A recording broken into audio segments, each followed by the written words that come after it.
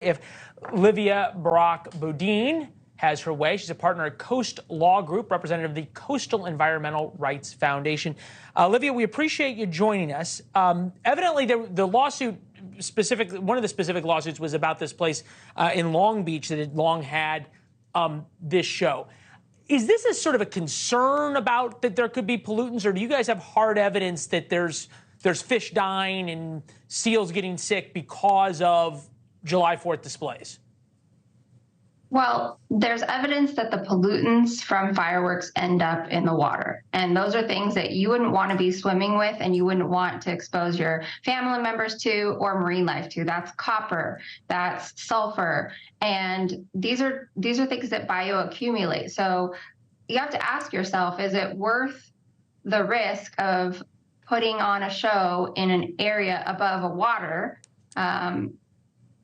when you could... I say this, I mean, I get this if this was all going to fall into one little reservoir that everybody got their drinking water from, but we're talking about the Pacific Ocean, which has got a lot of these things in it. It's pretty big. Are we really saying that the copper and the sulfur from one fireworks show is going to make enough of a difference to really hurt people?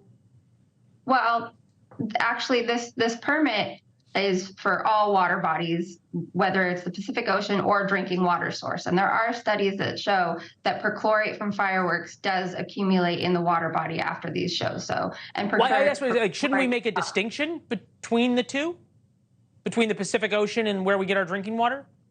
Well, in terms of regulating under the Clean Water Act, the distinction is we have to have the data, right? So that's what this permit does. It basically is the first to say, we need to monitor what happens in the water right after the show. There's no other no other permit that has required that. This is going to be the first permit that does that. But the evidence is this stuff does go into the water. So we can't just let it go. Let me ask you this. And, I think about the problems in America. And look, there are some real environmental problems in America. We've covered the East Palestine disaster, for example, extensively here on the show and what those folks are going through because of the chemical spills there. But when all of a sudden the environmental debate starts talking about banning or canceling July 4th fireworks show, don't worry, I'm not going to ask if you hate America, but I am going to ask if you worry that it sort of holds the environmentalist movement up to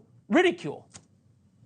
Well, I think what happened here is we didn't ban fireworks. None of the agencies banned fireworks. What happened is we said, look, the Clean Water Act requires these types of shows to be regulated. And without this permit, the shows would have all been subject to litigation. So the permit was actually a shield to keep the fireworks in place. And what happened is one pyrotechnic company said, we're going to try to give environmentalists and regulators a black eye because we don't want to comply with one condition of the permit. These are all conditions that make sense, that they all agree to. Come on, Livia. Look, I was with you until this. We can all agree you all knew what you were doing. You were asking for $400,000 of fines against one guy who had a fireworks show. So you can't sit here and say we weren't trying to cause problems for people who were setting off fireworks. Well, this isn't the only show. That's not the only show that was involved. My organization has been involved in getting regulation of fireworks since 2008. So it's been a long time. And this pyrotechnic company in particular, they have operated under permits in San Diego County. They've done the same in the Bay Area. Frankly, I think they pulled out last minute to, get clickbait, to give us a black eye. And it's working. It's blaming us for them not wanting to comply with one condition. And that one condition is have a video of the fireworks display on the barge so that you can see where the display impact is, where the debris is going. That's not a outrageous condition, and other pyrotechnic companies are happily complying. So I really think they set the bait. They said, regulators are forcing us to shut down, and nobody dug any deeper.